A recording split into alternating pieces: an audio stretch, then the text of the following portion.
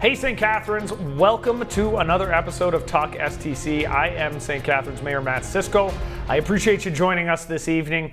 We have some interesting guests coming on today. I will say my inaugural golf tournament, which I talked about in the last episode, a rousing success. I look forward to all the different charities that we're going to be able to support because of the support from our local community, for people who came out and golf, for people who sponsored. My sincere thanks to all of you. My sincere thanks as well to the golf committee for setting that up. I look forward to getting out into the community again over the coming months and making sure that the best charities in our community are able to be supported with the funds that we have raised.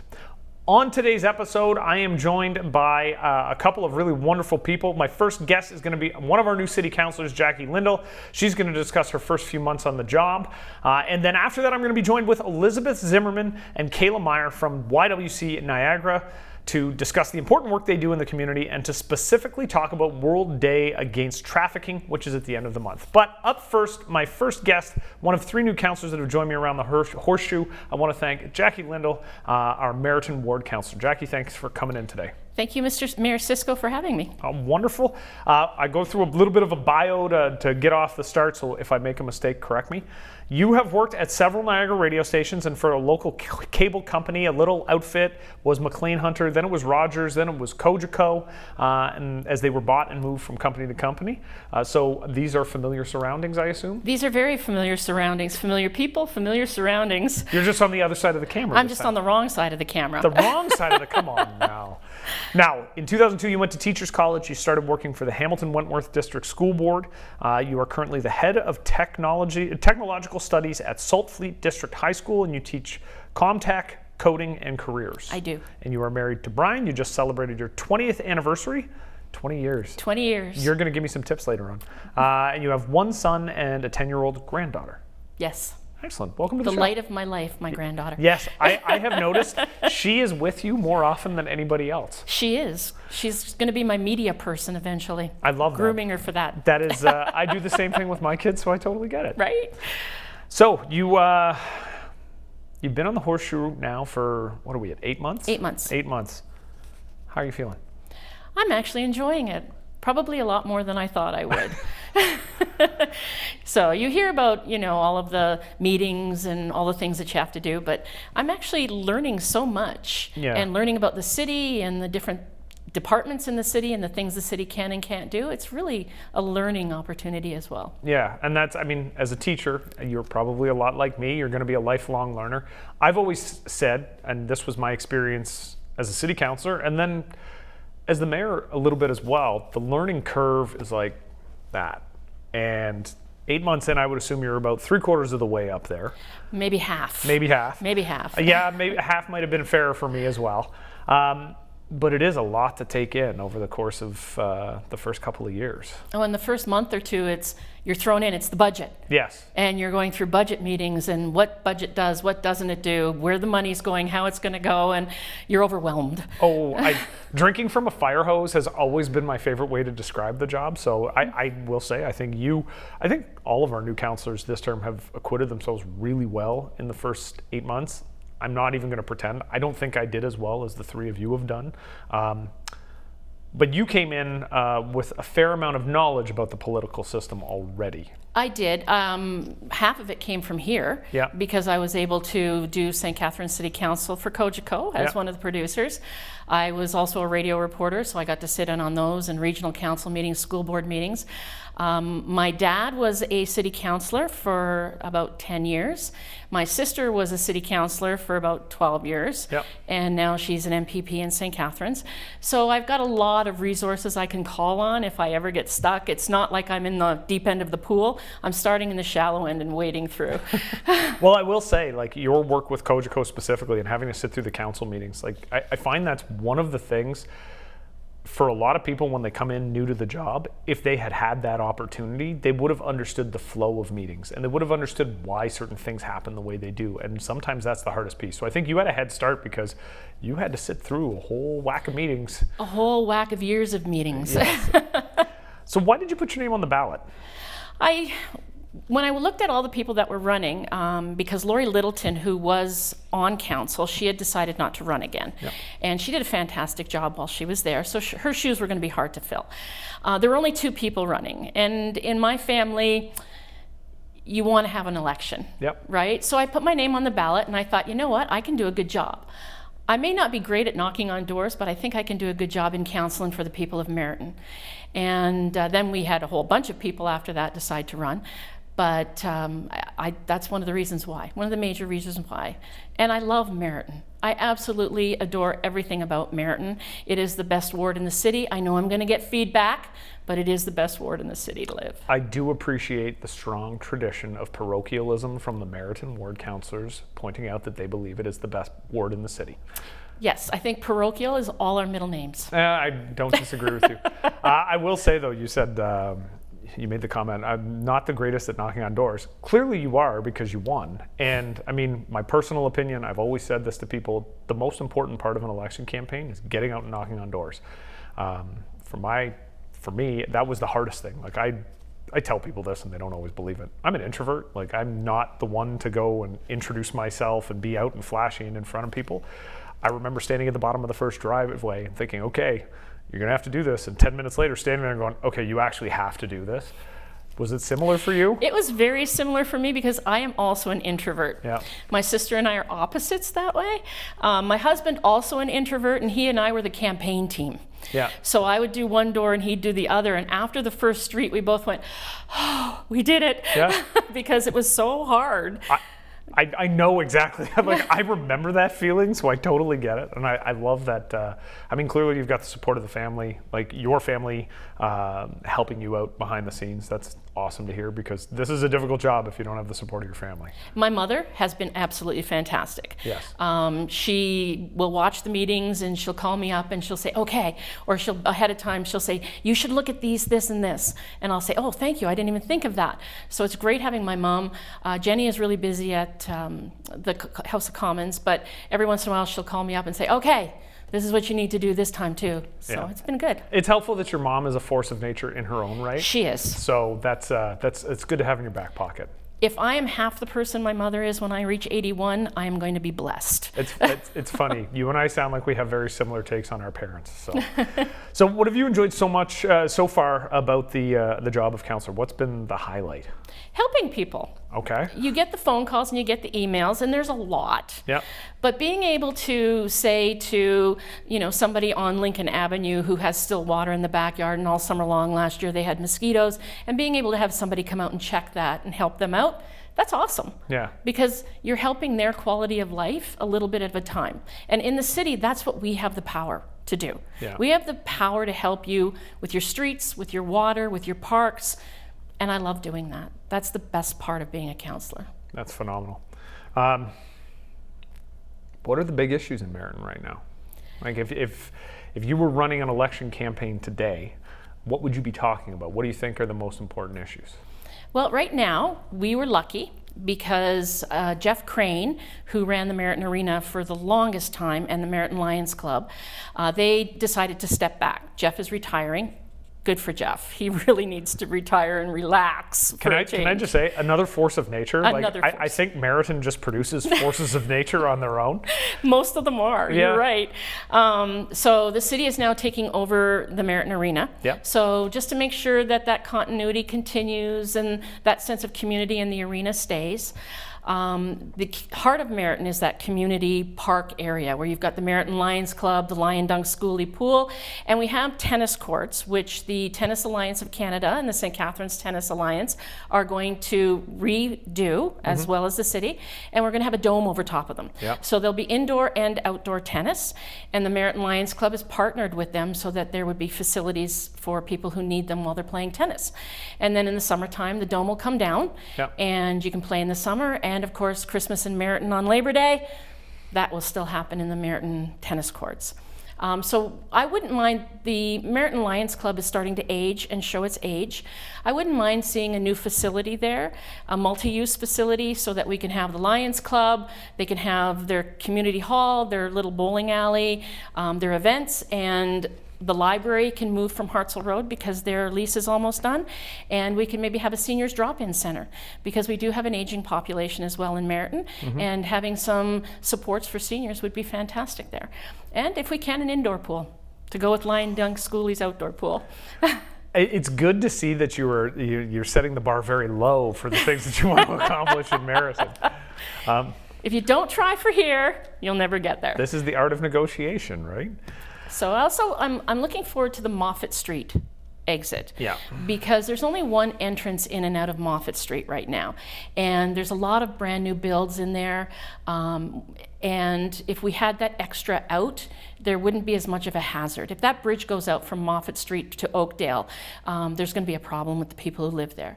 Also excited about 47 Hastings Street and behind Johnny Rocco's. We're going to have a beautiful new subdivision back there. Yeah. That's fantastic. So there's a lot happening in Merritton. So, you raised 47 Hastings, and that's an opportunity. It's going to be a little bit higher density than what we're used to. Do you see the movement in Merritton? Do you think there's space for those, we'll call it gentle increases in density in different parts of Merritton to accommodate? We know we have a housing crisis, but accommodating those more dense builds, but in a way that still sort of maintains the character of the neighborhood? Yes, I do. Because there are people who have moved into Merritton and right away they get the community, right? So I don't think that's going to be a problem with the high dense build. They're also in a situation at 47 Hastings Streets where they have a lot of commercial aspects there. They're just down the road from the Penn Center. There's the Sobeys Plaza, there's the Johnny Rocco's Plaza, there's the Keg Plaza. So there's lots there, and there's lots of small restaurants, small bistros. There's Merritt Street where you can go to Oli's and have pizza at Pizza Jerry's. Can't do an interview without mentioning Pizza Jerry's. So there's all of that there. They're gonna feel the Merritton experience as soon as they move in, and there is a lot of room for that. And hopefully the Queenston Street build will happen soon. Yeah. So that area will become vibrant again. Well, and that was what I was going to come over to on the one of our sort of last topics is Queenston Street. We've talked a lot about Queenston Street over the last couple of years. That build, I think, and that old hospital site is one that we all want to see come forward. There was a public open house a couple months ago. They're talking about 1,200 purpose-built rentals. Give me your thoughts on how that's going to change the neighborhood. I think it's going to revitalize it. Yeah. Because across the street you have Sweeney Pods, who has been there forever. And he has been able to maintain his business in the hopes that this will help out. And he's ready for a new development. And Stephanie's Flowers across the street, she was there when the General Hospital was there. She's still there. She's still running her flower shop. And can you imagine, the hospital goes, COVID happens, and they're still there. Yeah. Right? So this is kind of like a reward for them, and they're willing to help out to make that neighborhood where you can sit, you can eat, you can drink, you can ride your bike to and from work, because our Engage St. Catharines plan, our transportation plan is fantastic. So a lot of biking, a lot of walking on the bus route. Yeah. You can't go wrong with that. You got a full agreement from me. Now, we don't have a lot of time. Very quickly, Hartzell Road. You and I have talked a little bit about some beautification efforts. Yes. Give me your 15-second elevator pitch on Hartzell Road. So right now, thanks to Eric Lamoth and the Parks and Recreation Department, we had all of our old trees replaced. However, there is so many weeds on that street, and there's so much that needs to be done. That is a wine route. It is a route right to Thorold. It is a huge place for people to come and go, and that's what they see of Merritton. Yeah. And it should be done every couple of weeks. It shouldn't be once in July and once in Labor Day. Yeah. It should be all the time. All of our streets should look beautiful. We are the garden city. We're not the weed city. Agreed wholeheartedly. Jackie, thank you so much. I look forward to walking in the Labor Day parade with you, Christmas in Merritton, going over the Merritton Skyway, over the train tracks to get to the fun part. And anybody who wants to donate to the Merritton fireworks, you can e-transfer money to the City of St. Catharines or donate at the City of St. Catharines and get a tax receipt. Sounds good. So send people over to stcatharines.ca for more information. You're right. Jackie, thank you so much. Thank you, Mayor Cisco. After the break, we will be chatting with Elizabeth Zimmerman and Kayla Meyer from YWCA Niagara. Stay tuned. I will see you on the other side of the break, St. Catharines.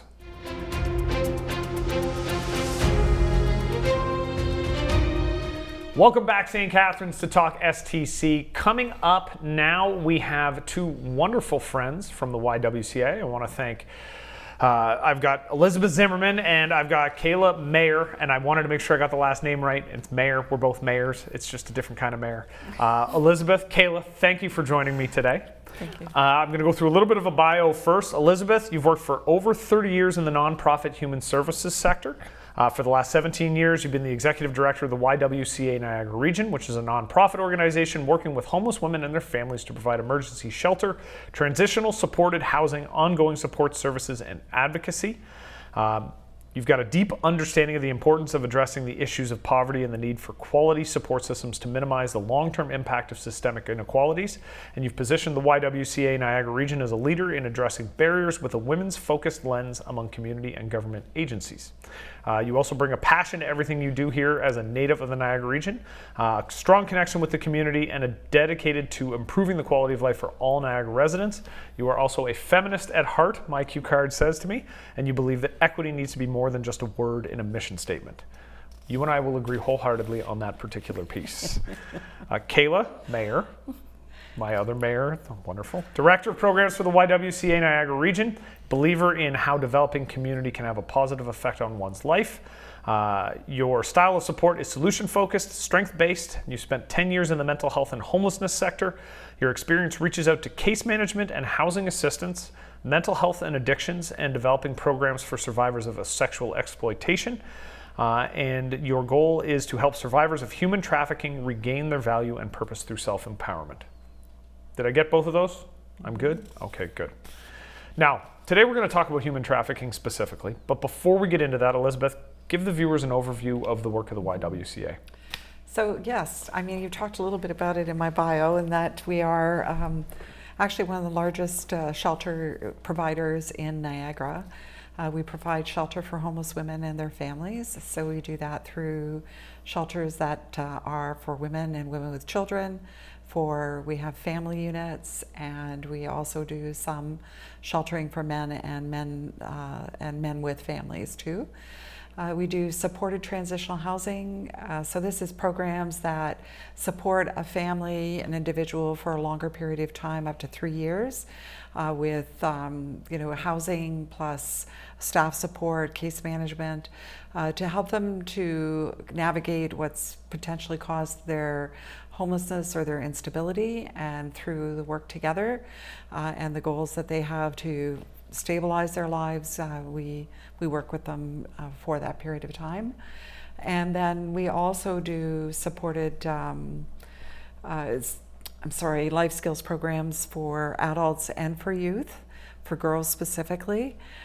We do drop-in programs in the schools. We have an after-school program where our family shelter is, and then adult life skills for the women who are staying in shelter with us. So it's everything from building self-esteem and confidence to financial literacy, budgeting, basic, sometimes just really basic skills.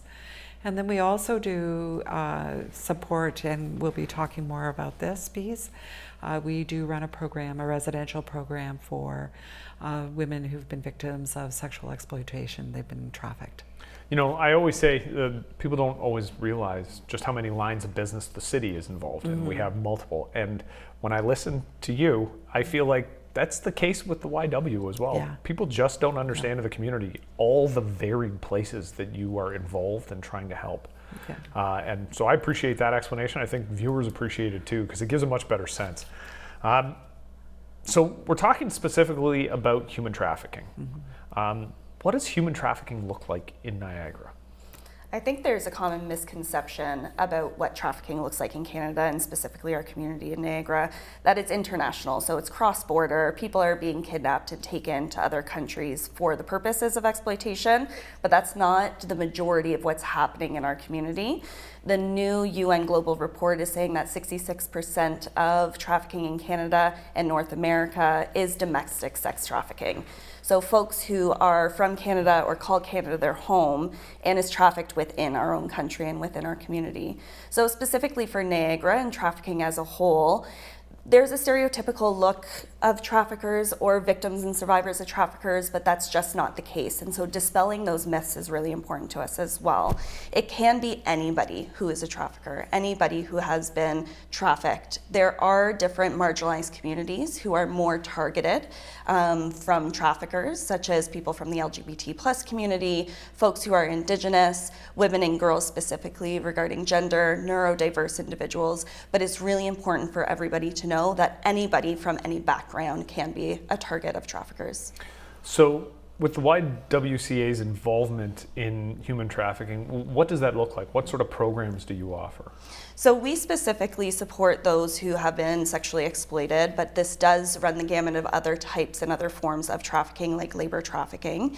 And so we have, in 2016, led the creation and development of the Niagara Emergency Response Protocol, which is a group of community agencies who have all signed on to be able to immediately support survivors who have disclosed trafficking or are exiting or fleeing trafficking. So we've signed on in two different ways. One of those being that we can provide immediate shelter for anybody who is disclosed within our shelter system. We have two housing-focused shelters, one in Niagara Falls and one in St. Catharines. So no matter the bed availability, we're able to immediately support people with shelter. The other, as Elizabeth had mentioned, was our Safer House. So that's located in the Niagara region. We're a 6-bed, 24/7 crisis facility. We have amazing staff who are specifically trained in supporting survivors in our community go towards what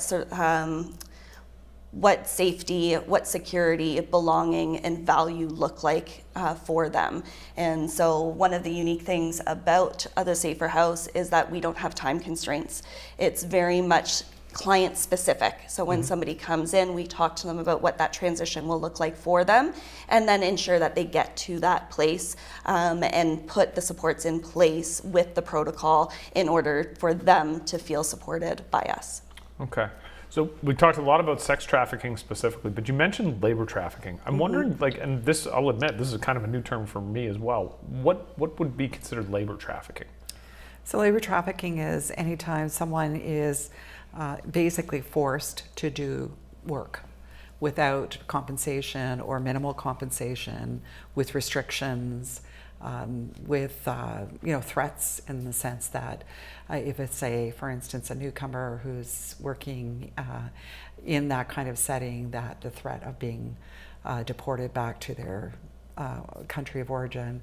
There's lots of ways that it looks. In Niagara, it can be through, and this is really nationally, people who are newcomers that are coming in as nannies and then end up in a trafficked position. Our temporary foreign workers can come in and be in a situation where they're not being treated as they should be from an employment, our national employment standards. So there's lots of different ways that it can look. So, and one of the ways I've heard human trafficking described as modern day slavery. Yes. And it's an interesting statistic that I've heard, and I know others you probably have heard as well, that the levels of slavery today in terms of the number of people that are being slave traded exceeds any other point in history. What else is going on in our community to try and address this issue? Because I know it is a big issue in Niagara. It's something that is very much under the surface, and many people don't realize it's happening, but it is prevalent here. So what else is going on in the community to work on making the situation better? There are a lot of community agencies who have signed on to this protocol, which is amazing. And each of the agencies have either specific trained personnel or professionals who can support the survivors, as well as ensure that the justice system is attached. So collaboration with Victim Services, Ontario Native Women's Association, the Niagara Regional Police, Niagara Sexual Assault Center. A lot of them have specific programs that reduce wait times for survivors to be able to get attached to professional counseling and trauma therapy, as well as for us, shelter is one of the most basic needs for anybody coming in to disclose for trafficking. In 2016 in the GTA, that was the #1 support that was being asked for by survivors. And so through funding, that's how we became successful in opening the Safer House in 2020. So when you're able to house somebody and get them out of that trafficking world, what does their lived experience look like? How does it inform what you continue to do on a day-to-day basis? So I'm not a survivor of trafficking myself, and we want to make sure that all of our programming is survivor-led. Yeah. So when we were developing the Safer House and the program that we're offering, it was survivor-led. We had a round table of survivors who were able to inform a lot of our policies and procedures that we are still using today. And from there, every year we sit with a group of individuals who have come through the Safer House, talk to them about their experiences so that we can always ensure that we're coming from the most anti-oppressive lens to continue supporting survivors moving forward. Okay. And I think one of the other things that we really try very hard to do is not increase the trauma. Yeah. The women who are coming into our program have experienced violence and a lot of trauma, and we want to do everything we can to ensure that we're not reenacting any of their traumas. Definitely, that makes complete sense. So if community members are seeing this and they're getting a better understanding, what can members of the community do to try and support efforts? What if you had a takeaway wish list for members of the community, what would it be? I think the first thing that we need to become comfortable in doing is having difficult conversations with our families, with our friends, but most importantly with youth in our lives.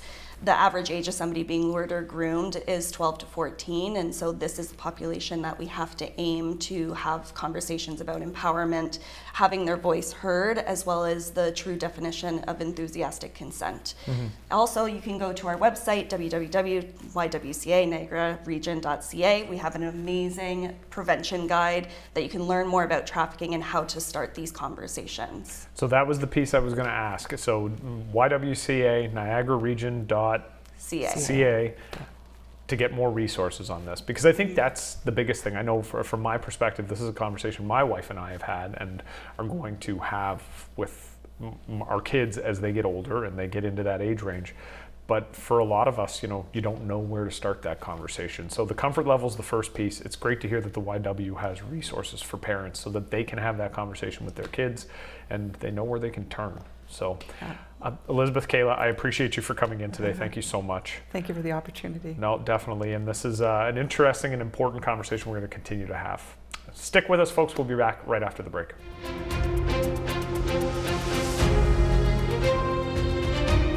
St. Catharines, thank you for joining me on another episode of talkSTC. I want to thank Merritton City Councillor Jackie Lindal for a great conversation, as well as Kayla, Mayor, and Elizabeth Zimmerman from the YWCA talking about an incredibly important topic on human trafficking and the prevalence of it here in the Niagara region.